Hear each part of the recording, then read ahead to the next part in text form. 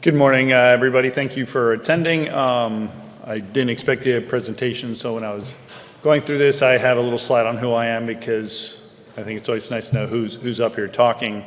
Unlike the other presentations, mine's going to be more of the artiste side, but I'm not going to be here talking about how to do decorative concrete. I'm going to be talking about the process involved with it. If you have any questions about how to do decorative concrete, happy to help, but this is more about the actual process of it. So again, the artist in me, I believe a picture's worth 1,000 words, so I have lots of pictures in this. So a little bit about who I am. As mentioned, I went to Navy, but prior to that, I grew up in Puerto Rico.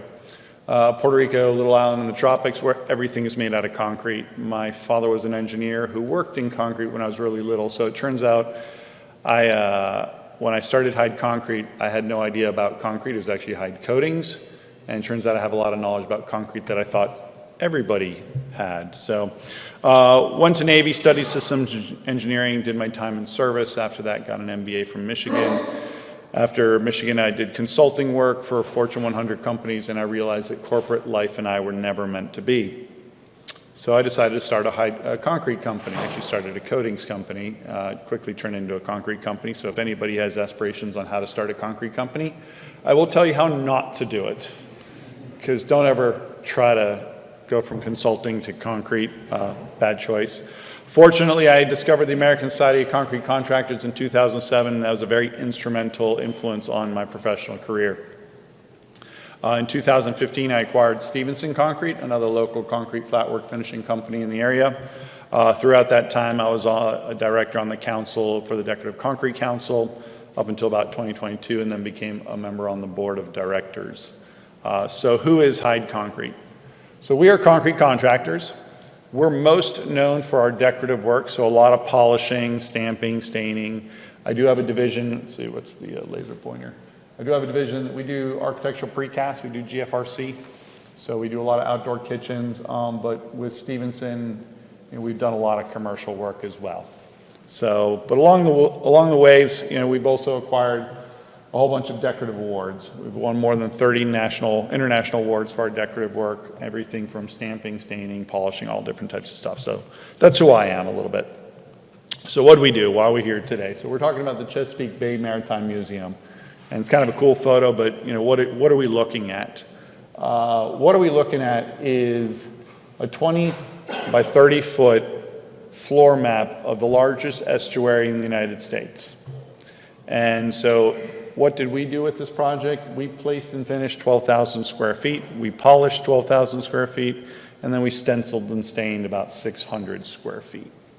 So what made this project successful? And that's what I really want to talk about. I don't want to talk about all the details, but what made this a standout project?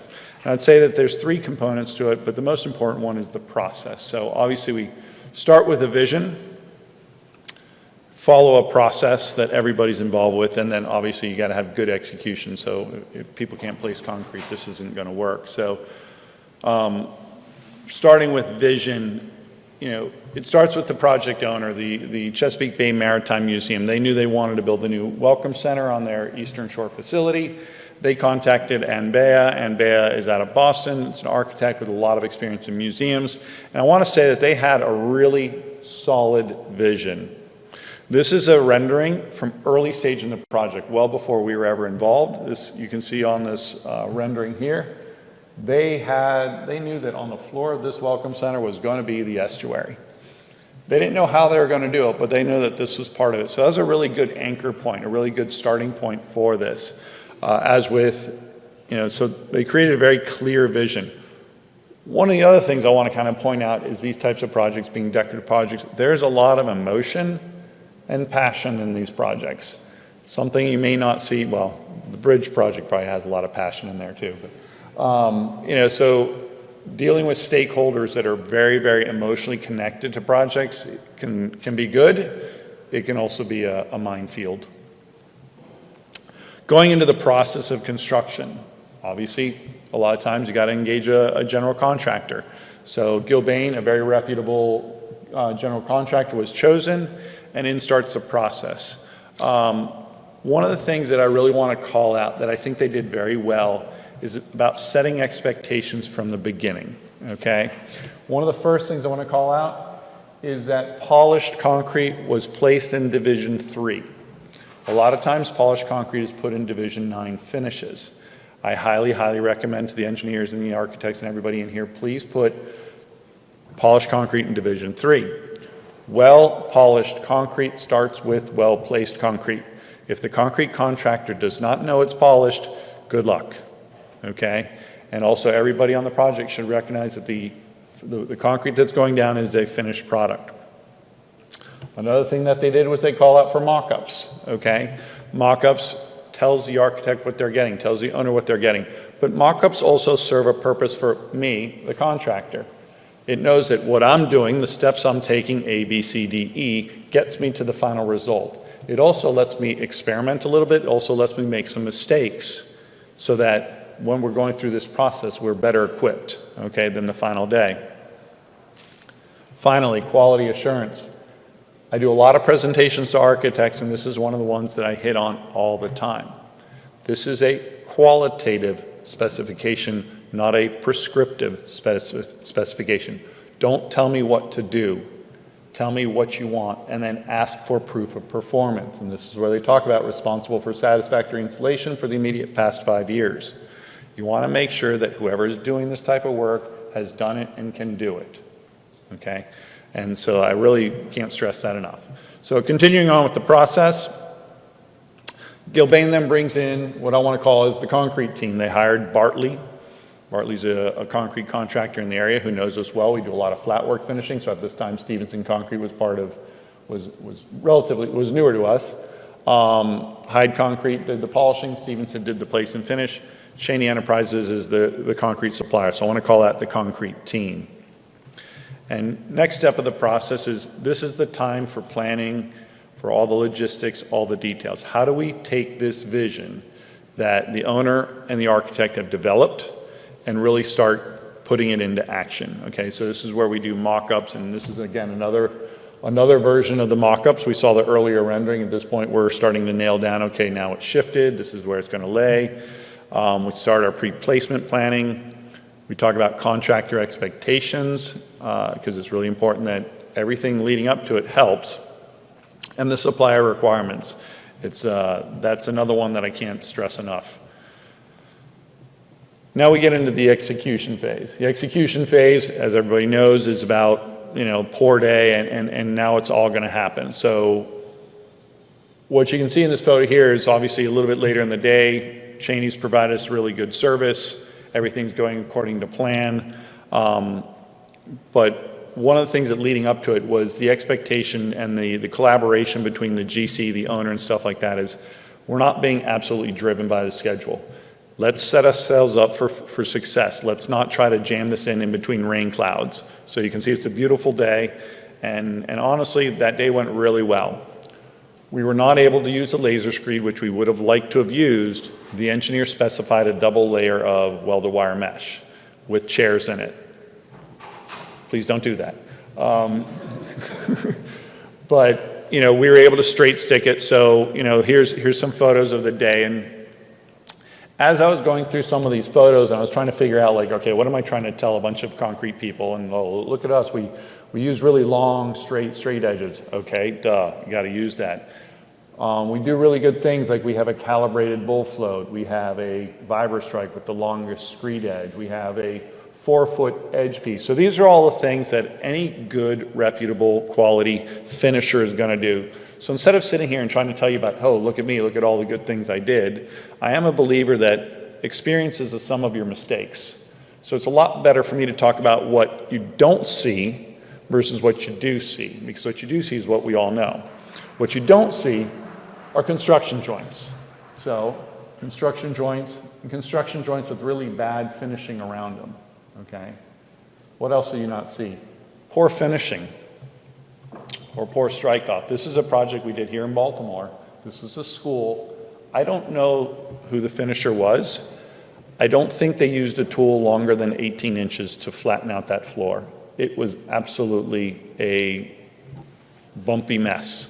We polished it, but as I said earlier, Good polished concrete starts with well-placed concrete. You give me a turd, I'm going to give you back a polished turd. This is a polished turd, okay? What you don't see machines being left on the slab, okay? We never let our machines sit on the floor for more than a couple minutes, okay? And if you do move them, you bump them sideways. You don't pick them up, okay? As a polishing contractor, I will see everything that the contractor does. I will tell you where they started. I will tell you where truck 1 ended, where truck 2 started. I will tell you what kind of machines they use. I will tell you if they have a drippy sprayer on their curing seals. I will tell you the boot sizes of the people on the job. Okay? Everything comes out at about a 200 grit. Okay? I don't see it until then, but right at 400 grit, all of a sudden I see everything. Okay? And this is an example of something you see. You run your hand or your feet across it, you don't feel it. It's a porosity difference in the surface. Let's see. You don't see poor curing, okay? That is a slab. And here's another one. You don't see poor edge finishing, okay? This project here, again, it was a museum. And the concrete contractor told me very proudly how he had a long history in concrete construction, and there was nothing I could tell him about the quality of his work, except one little detail. He wet cured this floor. The floor of the slab was beautiful, and the slab was beautifully cured. But what he didn't do is he didn't run the plastic that he had there up like neatly against the edge, and it was just piled up against the wall. And that allowed a lot of air to enter in through the edge of the concrete, and it turned it white when everything else was really dark black, okay? No amount of grinding or polishing is gonna take out that whiteness. I got him down on his hands and knees. He's like, just grind it further. I'm like, here you go. And I had him on his hands and knees. I won't say who he is, but if you walked in this room, I'd still punch him. What you don't see, bad jointing practices. This is a dead end joint, and look where the crack goes, okay? You don't see bad knockout, column knockouts. This is a surface heated area. Again, there's a lot of things, if a concrete contractor doesn't do his portion right, I as a polisher or Hyde as a polisher cannot fix. All these problems you see, they cannot be rectified by polishers. The funniest story I ever heard was a friend of mine who, polishing the concrete, came across a box of matches in the concrete. The general contractor wanted the polishing concrete contractor to replace the slab of concrete. And the polishing contractor looked at him and goes, I'll do it. I will absolutely replace this entire slab, only if you explain to me how I put that box of matches in there, okay? He never had to replace it. So anyway, pour day went well, finishing went well, saw cutting went well, we cured the slab, everything went well. At that point, the next step of the process is we got to turn it back over to the GC because he or she has to now build the structure. So several things have to go on here, but the biggest thing is that Gilbane is now responsible for the slab. We've walked off it, we're not coming back for probably a couple months, and they can't do a lot of damage. So there are, with American Society of Concrete Contractors, Decorative Concrete Council, there are banners that we can provide or that are available, and everybody on the job site needs to know about this. Plumbers with your purple PVC primer, don't put that on the slab. Fire guys, the sprinkler guys, don't do your cutting metals on the slab. All that will affect it. Your steel guys, don't drop big pieces of steel on the concrete. You're going to chip it, okay? And this time we also do a couple mock-ups on the slab so that the architects can confirm the color that they chose is the color that they want on the actual slab. So, all right, time goes by.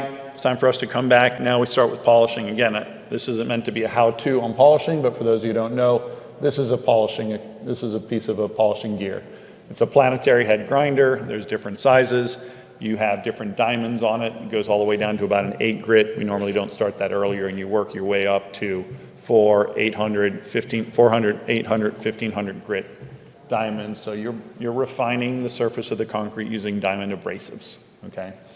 In this particular case, we were going to do a low sheen, so it was only a 400 grit. But basically, we polish the entire floor, and then starts the stencil. And this is the area of the stencil that you see. So we have to do about 650 square feet. In these stencils, each one of these stencils is somewhere about 3 foot by 4 foot. And so you're talking about 50 stencils that have to be laid out over the whole floor. And every single seam has to be perfectly adhered to the concrete. If you don't, you get bleed, and it looks really, really sloppy, and it's very hard to fix. But everything has to line up because, you want the Chesapeake Bay to rotate the right way, not the wrong way. This is what we're really known for, and this is where everything gets laid out, everything gets detailed up, and literally it's days of work just getting all this put exactly right and checked and rechecked. And then the stain. Stain's actually a pretty fast process. What you don't see here is all the additional protection that gets put up all over the walls, all over the floors. We tape the doorknobs. We have walk-off mats because that stain will get everywhere. And so you got to be really cognizant of that. But again, as I talked before about what you don't see, or what are the mistakes that you don't see, what you don't see is uneven aggregate exposure. Okay. Again, this happens when you don't have a flat floor, when you have a wavy floor and you cut the tops off, you expose more aggregate, and then you get areas where there's less aggregate. So when you have a nice flat floor, you get nice uniform aggregate exposure. Okay, what else do you not see? You don't see scratches. Okay, this is an extreme case of scratches. In this particular case, I talked earlier about writing a prescriptive spec versus a qualitative spec. This photo was sent to me by a GC who called me up one day and said, "Hey, you polish concrete?" I said, "I do."